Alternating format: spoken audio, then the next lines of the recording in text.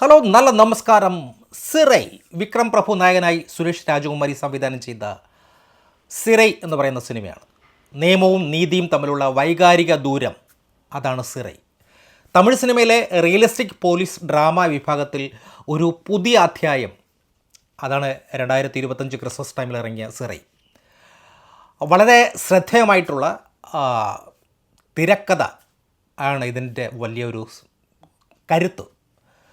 ചിത്രം സംവിധാനം ചെയ്തിരിക്കുന്ന നവാഗതനായിട്ടുള്ള സുരേഷ് രാജകുമാരിയാണ്. ഒരു പോലീസ് ഇൻവെസ്റ്റിഗേഷൻ സ്റ്റോറി എന്നതിലുപരി അധികാര വ്യവസ്ഥയ്ക്കുള്ളിലെ വിവേചനങ്ങളെയും അതോടൊപ്പം തന്നെ മനുഷ്യത്വത്തെയും കുറിച്ചുള്ള വളരെ ഗൗരവമായിട്ടുള്ള ചർച്ചയാണ് ഈ സിനിമ മുന്നോട്ട് വയ്ക്കുന്നത്. 2004-2005 കാലഘട്ടത്തിൽ തമിഴ്നാട്ടിൽ നടക്കുന്ന കഥയാണിത്. റിസർവ് പോലീസ് ക്യാമ്പിലെ ഹെഡ് കോൺസ്റ്റബിൾ ആയിട്ടുള്ള കതിരവൻ, അതോടൊപ്പം തന്നെ അബ്ദുൾ റൌഫ് എന്ന വിചാരണ തടവുകാരനെ വേലൂരിൽ നിന്നും ശിവഗംഗ കോടതിയിലേക്ക് കൊണ്ടുപോകുന്ന എസ്കോർട്ട് ഡ്യൂട്ടിയാണ് സിനിമയിലെ പ്രധാനമായിട്ടുള്ള പശ്ചാത്തലം. സിനിമയുടെ തുടക്കത്തിൽ തന്നെ നിയമം കയ്യിലെടുക്കുന്ന മുൻവിധിയുള്ള ഒരു ഉദ്യോഗസ്ഥനായിട്ടാണ് കതിരവനെ കാണിക്കുന്നത്. എന്നാൽ അബ്ദുള്ളുമായിട്ട് ഒപ്പമുള്ള യാത്ര അയാളുടെ കാഴ്ചപ്പാടുകളെയും ചിന്താഗതികളെയും മാറ്റിമറിക്കുകയാണ്. നിയമം എപ്പോഴും നീതിയുക്തമാകണമെന്നില്ല എന്ന ഒരു കിടിലം സത്യത്തെ കതിരവൻ തിരിച്ചറിയുന്നിടത്താണ് സിനിമയുടെ വൈകാരികമായിട്ടുള്ള കാതൽ സ്ഥിതി ചെയ്യുന്നത്. രാഷ്ട്രീയവും സാമൂഹ്യവുമായിട്ടുള്ള പ്രസക്തിയും സിറൈ കേവലം ഒരു കഥയായിട്ടല്ല, മറിച്ച് ശക്തമായിട്ടുള്ള ഒരു രാഷ്ട്രീയ പ്രസ്താവനയായിട്ടാണ് സിറൈ മുന്നോട്ട് വയ്ക്കുന്നത്. 98 സ്ഫോടനങ്ങൾക്ക് ശേഷം തമിഴ്നാട്ടിൽ മുസ്ലിം നാമധാരികൾ നേരിടുന്ന സാമൂഹികവും നിയമപരവുമായിട്ടുള്ള വിവേചനങ്ങളെ ചിത്രം പച്ചയായിട്ട് തന്നെ ആവിഷ്കരിക്കുകയാണ്. ഒരു മുസ്ലിം ആയതുകൊണ്ട് മാത്രം ഒരാൾ കുറ്റവാളിയായി മുദ്ര കുത്തപ്പെടുന്നതിനെ സിനിമ നന്നായിട്ട് തന്നെ ചോദ്യം ചെയ്യപ്പെടുന്നുണ്ട്. പോലീസ് ഡിപ്പാർട്ട്മെൻറ്റിലെ ഹയർ ഉദ്യോഗസ്ഥന്മാരെ നേരിടുന്ന മാനസികമായിട്ടുള്ള സമ്മർദ്ദം, അധികാര ദുർവിനിയോഗം എന്നിവയെ വളരെ റിയലിസ്റ്റിക്കായിട്ട് ഇതിൽ അവതരിപ്പിക്കുന്നുണ്ട്. ഒരുപക്ഷേ സ്ക്രീൻ റൈറ്ററായിട്ടുള്ള തമിഴ് ഒരു മുൻ പോലീസ് ഉദ്യോഗസ്ഥനായതുകൊണ്ട് തന്നെ പോലീസ് പ്രൊസീജിയറുകളെ അതീവ കൃത്യതയോടുകൂടി സ്ക്രീനിലെത്തിക്കുവാൻ അദ്ദേഹത്തിന് സാധിച്ചു എന്ന് തന്നെ പറയണം. ഇതിൻ്റെ പ്രകടനങ്ങളുടെ ഇതിലേക്ക് നോക്കുമ്പോൾ വിക്രം പ്രഭു അദ്ദേഹത്തിൻ്റെ കരിയറിലെ ഏറ്റവും മികച്ച പ്രകടനം തന്നെയാണ് വിക്രം പ്രഭു കാഴ്ചവെച്ചിരിക്കുന്നത്. ദേഷ്യവും സംശയവും ഒടുവിൽ കുറ്റബോധവും അനുകമ്പയും നിറഞ്ഞ കതിരവൻ എന്ന് പറയുന്ന കഥാപാത്രത്തെ അദ്ദേഹം വളരെ പക്വതയോടുകൂടി കൈകാര്യം ചെയ്തു എന്ന് തന്നെ പറയാം. അതോടൊപ്പം തന്നെ LK അക്ഷയ് കുമാർ അദ്ദേഹത്തിൻ്റെ അരങ്ങേറ്റ ചിത്രമാണെന്ന് തോന്നിപ്പിക്കാത്ത വിധത്തിൽ അബ്ദുൾ റൌഫ് എന്ന് പറയുന്ന കഥാപാത്രത്തെ ഭയവും നിഷ്കളങ്കതയും അക്ഷയ് കുമാറിൻ്റെ ആ കണ്ണുകളിൽ കാണാം. അദ്ദേഹത്തിൻ്റെ കണ്ണുകളിലെ ആ ഒരു എക്സ്പ്രഷൻ വളരെ ഡിഫറൻ്റ് ആയിട്ടുള്ളൊരു സാധനം. പ്രേക്ഷകരെ നമ്മളെ ഒന്ന് കരയിപ്പിക്കാൻ അദ്ദേഹത്തിന് സാധിക്കുന്നുണ്ട്. അതോടൊപ്പം തന്നെ നമ്മുടെ മലയാളിയായിട്ടുള്ള അനീഷ്മ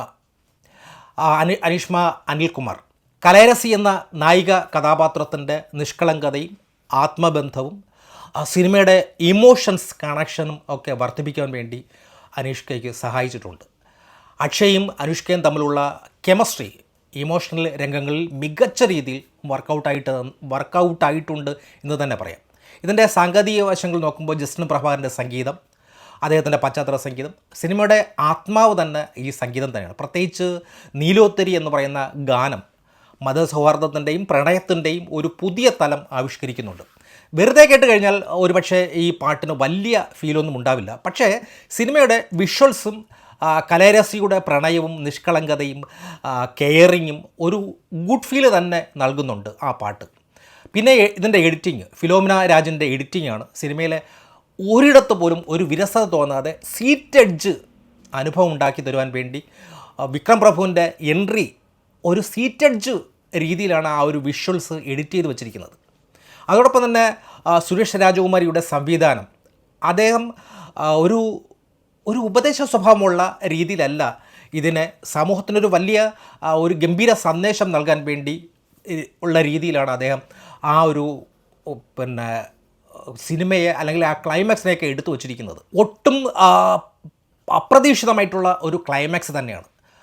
കുറ്റവാളി എന്ന് മുദ്ര കുത്തപ്പെട്ടവരോട് നീതി കാണിക്കുവാനുള്ള പോലീസുകാരൻ്റെ ശ്രമം ശരിക്കും പറഞ്ഞാൽ നമ്മളെ കാഴ്ചക്കാരനെ വൈകാരികമായി തളർത്തുകയും അതേസമയം ചിന്തിപ്പിക്കുകയും ചെയ്യുന്ന അവസാനത്തെ ആ കരച്ചിലുണ്ടല്ലോ.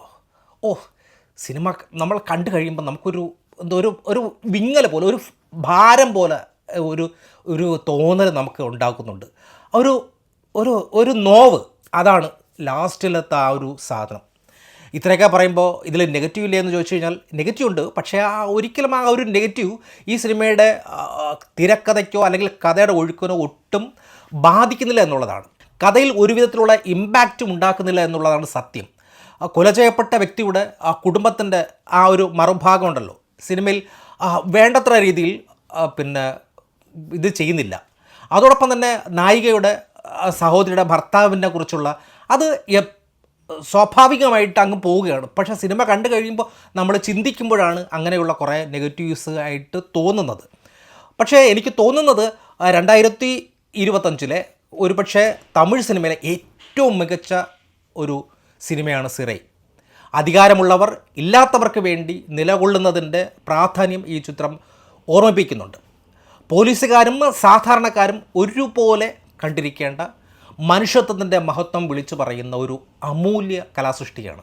Worth watch and rewatchable എന്ന് ഞാൻ പറയും. അത്രയ്ക്കും നല്ലൊരു കിടിലം സിനിമയായിട്ടാണ് എനിക്ക് സിറൈ അനുഭവപ്പെട്ടത്. താങ്ക്